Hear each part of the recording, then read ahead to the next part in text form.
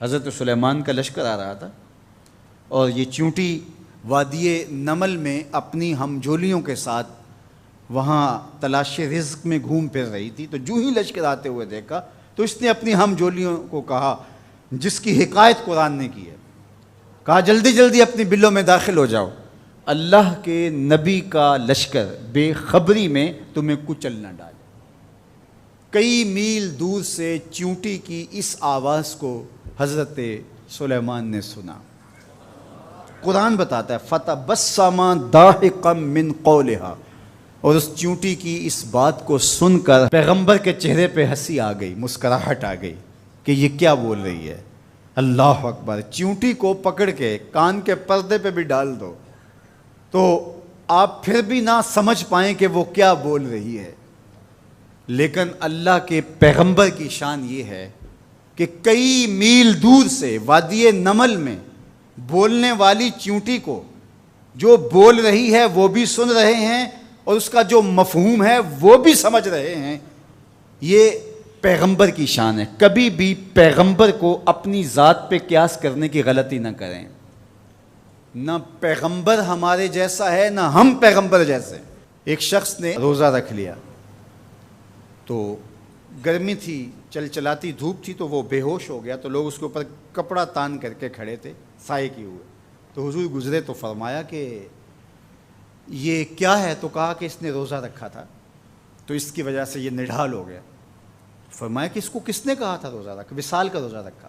وصال کا روزہ ایک روزے کے بعد پھر اسی پہ تسلسل کے ساتھ دوسرا روزہ۔ تو کہا حضور آپ جو رکھتے ہیں، تو اس نے بھی پھر دیکھ کے رکھ لیا۔ تو آقا کریم علیہ الصلوۃ والسلام میں ایکم مثلی، تم میں سے میری مثل کون ہے؟ ایکم مثلی، تم میں سے میری مثل کون ہے؟ اور ایک دوسرے مقام پہ آقا کریم نے فرمایا لست کہیاتکم، میں تمہاری طرح نہیں ہوں۔ کبھی کہا ایکم مثلی، تم میری طرح نہیں ہو، کبھی کہا میں تمہاری طرح نہیں ہوں۔ تو یہ غلطی کبھی نہیں کرنی چاہیے کہ اپنے آپ کو نبی پر قیاس کریں یا نبی علیہ السلام کو اپنی ذات پہ قیاس کریں۔ اللہ نے ان کو جو صلاحیتیں، جو شانیں، جو عظمتیں اور جو امتیازات عطا کیے ہیں وہ انہی کا خاصہ ہے۔ اللہ نے انہی کو ایک الگ شان اور الگ نرالی عظمت عطا فرمائی ہے جو انہی کا مقصوم ہے۔ اب چیونٹی کتنے میل دور سے اپنی ہمجولیوں سے بات کر رہی ہے۔ کوئی حدیث ہو تو ضعیف کہہ کر کے کوئی کہے کہ نہیں میں نہیں سے مانتا، آیت قرآنی ہے۔ فَتَبَسَّمَ ضَاحِكًا مِّن قَوْلِهَا، چیونٹی کی اس بات کو سن کر اللہ کا پیغمبر مسکرانے لگا کہ یہ کیا کہہ رہی ہے۔ اللہ اکبر!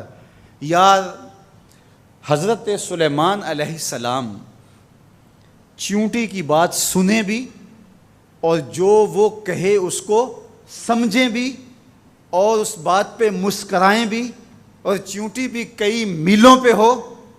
یہ شان اس پیغمبر کی ہے کہ جو مسجد اقصیٰ میں تیرے نبی کے پیچھے مقتدی بن کے کھڑا ہو۔ جب مقتدی کی سماعتوں کا یہ عالم ہے تو مقتدا کی سماعتوں کا عالم کیا ہوگا؟ اس لیے میرے اور آپ کے آقا و مولا نے ارشاد فرمایا جو میں دیکھتا ہوں وہ تم نہیں دیکھ پاتے، جو میں سنتا ہوں وہ تم نہیں سن پاتے۔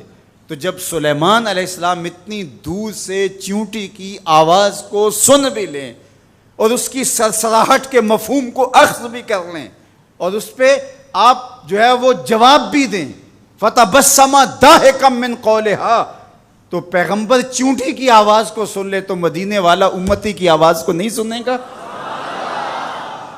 تو یہ شان ہے خدمت گاروں کی، سرکار کا عالم کیا ہوگا۔ اللہ نے شان عطا کی ہے، اللہ نے عظمت عطا کی ہے۔ اب اس چیونٹی کو امام راضی کہتے ہیں قیامت تک آنے والی چیونٹیوں کا سردار بنا دیا۔ کیوں؟ اس لیے کہ اس چیونٹی کو اس بات کا علم تھا کہ اللہ کے نبی کا لشکر جان بوجھ کر ننھی جان کو بھی ضائع نہیں کر سکتا۔ یہاں ایک لمحے کے لیے رکیے اور اس مفہوم کو اچھی طرح ذہن میں اتار لیجئے، اپنے اندر راسخ کر لیجئے۔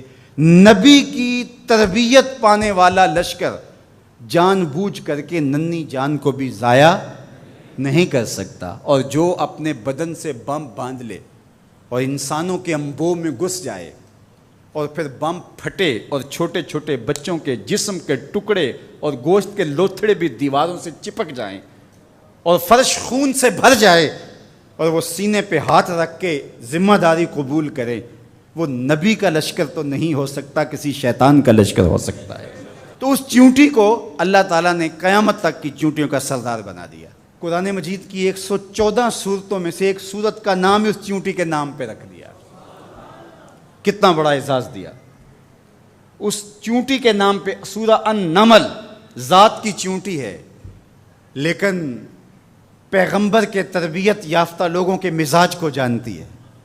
یار پیغمبر کی صحبت میں رہنے والوں کا کوئی مزاج آشنا بن جائے اور اس مزاج آشنائی کی وجہ سے اس کو عزت، پروٹوکول، تکریم اور قیامت تک آنے والی چیونٹیوں کی سرداری بخشی جاتی ہے، تو جو مزاج پیغمبر کا حامل ہے اس ابو بکر کی شان کا عالم کیا ہو، اس کی عظمتوں کا عالم کیا ہے۔ تو اس چیونٹی کو قیامت تک آنے والی چیونٹیوں کا سردار بنا دیا گیا۔ تو اس کی سرداری کا سبب اس کے یہ جاننے کی وجہ سے ہے کہ پیغمبر کی تربیت میں رہنے والے جان بوجھ کے ننھی جان کو بھی ضائع نہیں کر سکتے۔